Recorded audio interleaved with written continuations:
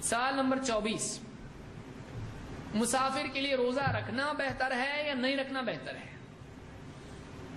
بعض لوگ یہ سمجھتے ہیں کہ مسافر روزہ نہیں رکھ سکتا ہے، بعض لوگ یہ سمجھتے ہیں کہ مسافر کو روزہ رکھنا ہی چاہیے کیونکہ پرانے زمانے میں تکلیف تھی، ابھی سہولت کا زمانہ ہے، اب روزہ چھوڑنا جائز نہیں۔ صحیح کیا ہے؟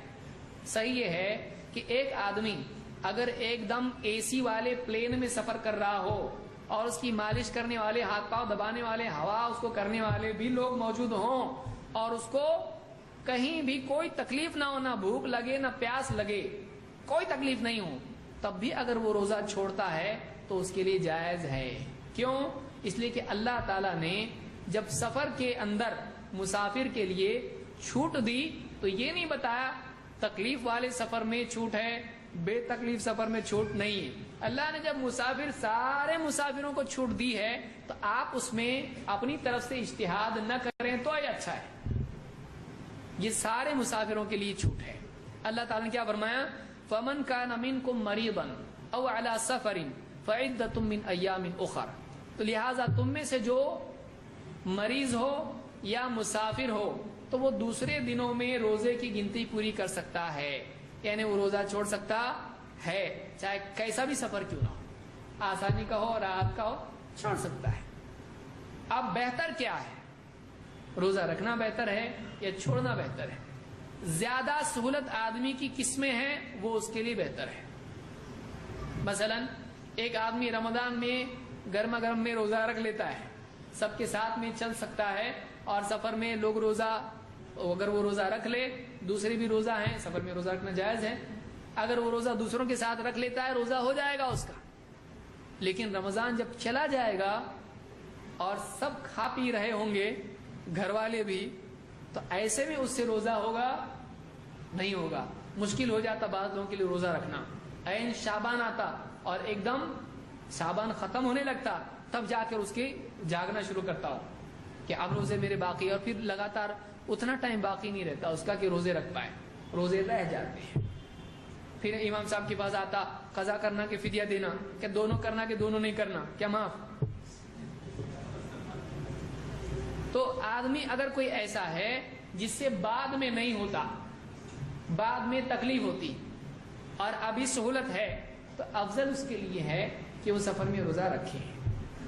لیکن اگر کسی کے لیے سفر تکلیف والا ہے، مشقت والا ہے، اور بعد میں وہ سہولت سے رکھ سکتا ہے، آسانی بعد میں ہے اب نہیں، تو اس کے لیے بعد میں رکھنا بہتر ہے۔ آسانی اب ہے روزے میں، بعد میں نہیں، تو اب رکھنا افضل ہے اس کے لیے۔ سمجھ میں آ رہی بات؟ جس میں آسانی ہے وہ بہتر ہے۔ کون بتا رہا ہے؟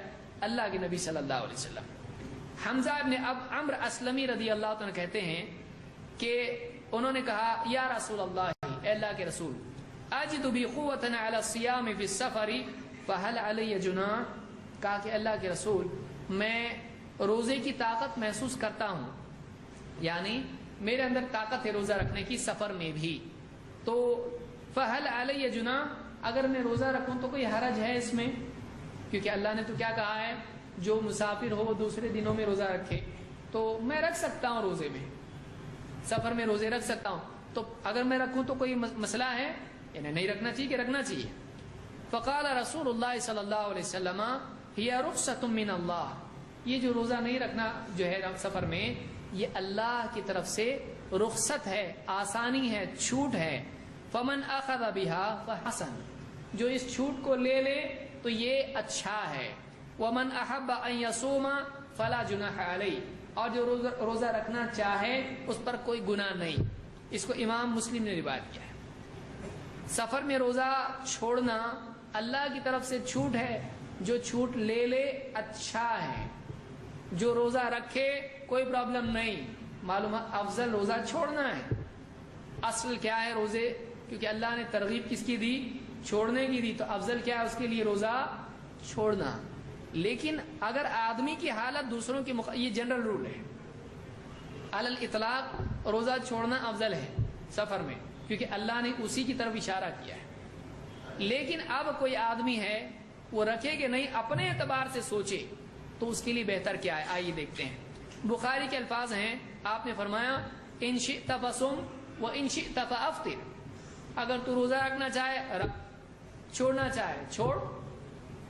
ایک اور روایت جس کو تمام نے اپنے فوائد میں ذکر کیا ہے، اللہ کے نبی صلی اللہ علیہ وسلم نے فرمایا ایُّ ذَلِکَ أَیْسَرُ عَلَیْکَ فَافْعَلْ، تیرے لیے جو آسان ہے وہ کر، تیرے لیے جو آسان ہے وہ کر.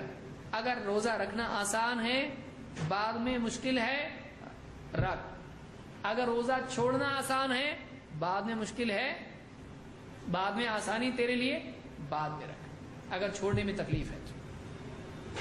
اگر روزہ رکھ سکتا ہے رکھ، اگر روزہ رکھنا مشکل ہے چھوڑ دے اس کو. تو تیری آسانی جس چیز میں ہے وہ تو کر. ایُّ ذَلِکَ عَلَیْکَ أَیْسَرُ فَافْعَلْ، یہ روایت صحیح اور صحیحہ میں امام البانی نے اس کو ذکر کیا ہے.